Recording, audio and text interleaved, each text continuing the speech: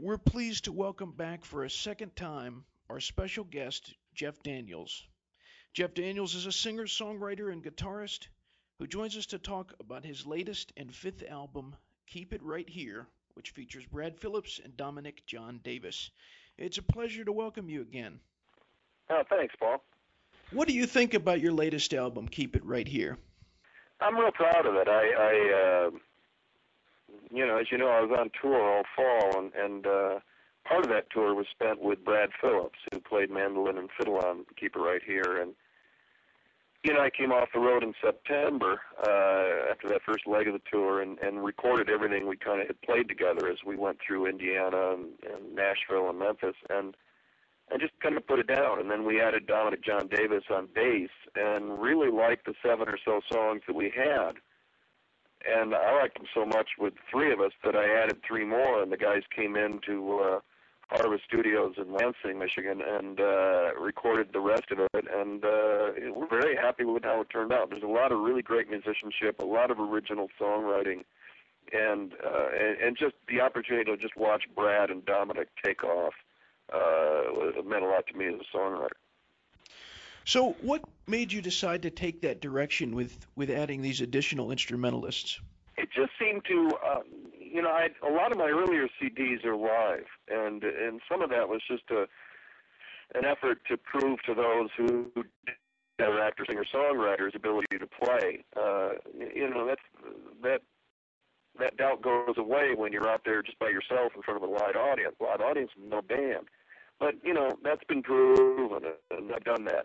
But I had a lot of songs that really lent themselves to other instruments, in a particular. And then laying Dom underneath, I once again found out how important it is to have great low end on some of the stuff, and how the songs just lift when you add that low end and that high end with the mandolin. And then, the great players that Dom and Brad are, it really was more about giving them the songs and then asking them what they heard, and whatever it was they heard, to play that, and to find out what the songs inspired in them. And that was as thrilling for me as anything, was to just kind of hear what they decided it was, and then, hit record.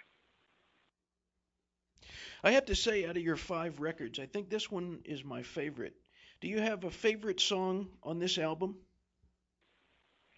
Hard to say a favorite. There are certain songs that I can listen to and appreciate. And I think that has to do a lot with the writing. Being the writer, I like Race You to the Horizon. I think that's just a well-written song. Easily could have been a short story or a novel or sort of play or something like that, but it ends up being a song. The musicianship of Two Finger Rag, certainly the spontaneity and the alive, kind of in the recording studio feeling of What Would Jesus Do, I like a lot.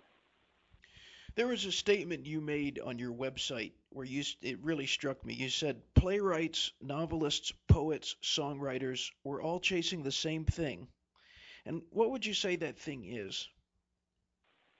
A connection.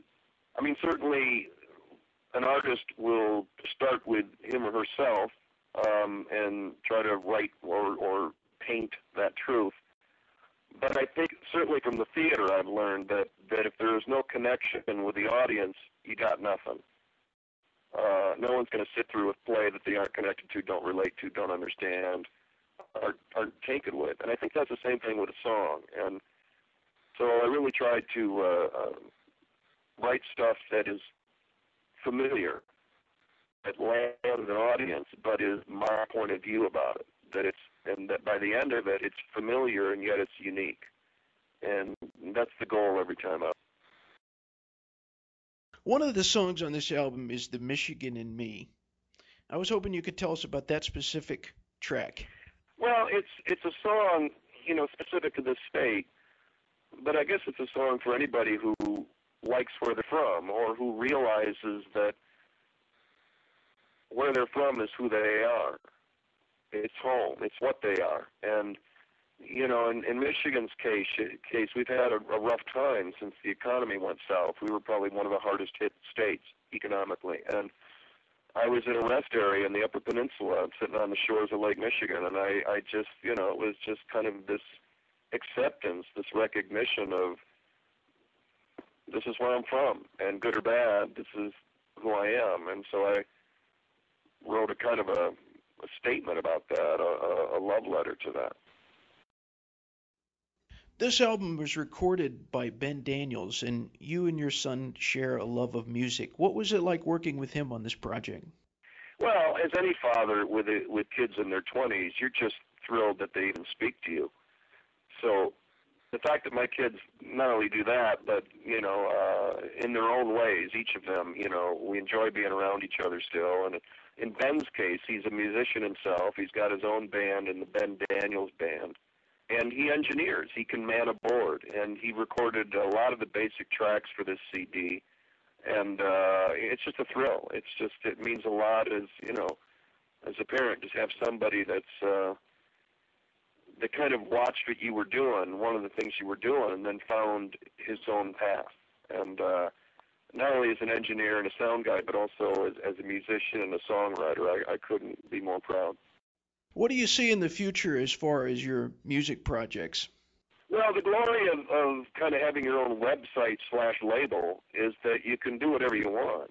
And as long as there's an interest out there, you get to do it again. And I work real hard at it. I love doing it.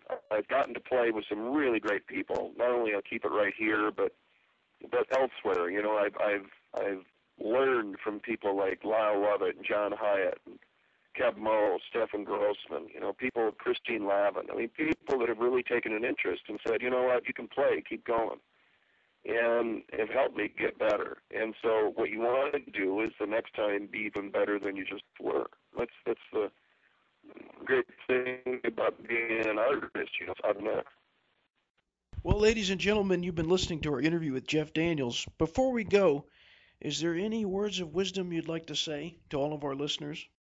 Well, I don't know. I tell my kids time, but it's a great way to look at life, and that's fall in love with tomorrow. Nice. Well, it's a pleasure speaking with you. I thank you very much. Thank you, Paul.